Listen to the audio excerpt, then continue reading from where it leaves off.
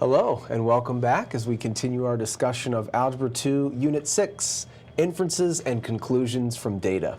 I'm James Key, here on the set of Homework Hotline Live with my colleague Brian Crane. Brian, hello again. Hello. Could you talk a little bit about the difference between a survey, an observational study, and a controlled experiment? Certainly, James. Surveys are when we actually take a sample and we go out and ask some questions. We can, phrase the questions in certain ways. We can make sure that our sample is representative, because if our sample isn't representative, our inferences that we make aren't really going to be particularly applicable. Surveys come in any number of things. We can talk about people making a toll-free phone call to us and giving us their opinion. That's a survey.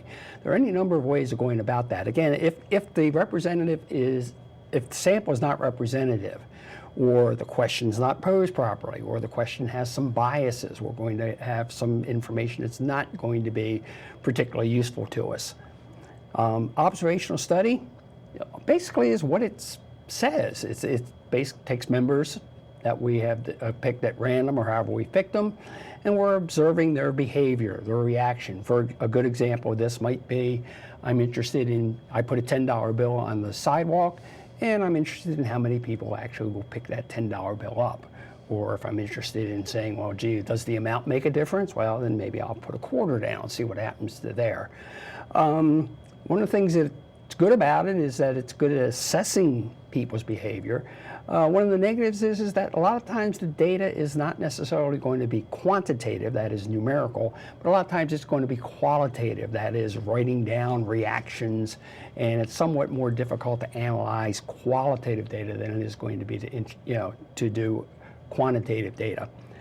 Experiment, probably most people are familiar with experiments dealing with drug testing. Normally that deals with taking 2 or more groups and applying what we call treatments to each group. Now, it could be a level of a drug, it could be almost any kind of a treatment, and then just looking at the groups and see how they both react. Again, experiments can be costly. They can be hard to get right, mainly because in terms of experiments, maybe there are other variables. If you're looking at a drug, maybe females react differently than males. Maybe there are any number of things. Different races could have different, reactions and the like, or age. So there are a lot of different variables. So experiments can be, are good for testing different kinds of treatments, but you have to be very careful to make sure that they work. Brian, could you talk a little bit about what these 3 different methods are used for? What are the advantages associated with each? And in particular, why don't scientists run controlled experiments all the time? Well, many times the controlled experiment, which normally deals with looking at how treatments affect various groups, those controlled experiments are not necessarily what you want to do. If I'm interested in people's opinions on something, I don't need to experiment on them to do that. If I'm only interested in how people behave, again, that's not necessarily going to be an experiment. You could make it that way, but again, as I say, experiments can be very costly, and it takes a long time to eliminate all the biases and the like. And again, depending upon what you really want, is going to determine whether you're actually going to do the observational study, the survey, or the experiment.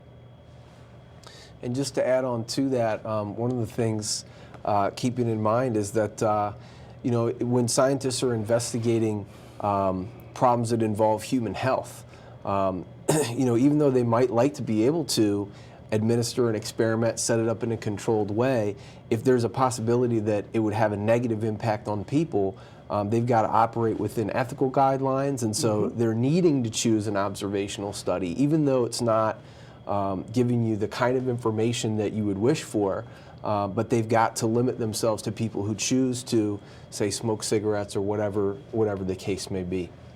Brian, thanks so much for that discussion around surveys and observational studies and controlled experiments. In our next segment, we'll look at sampling distributions around the population proportion. We'll see you then.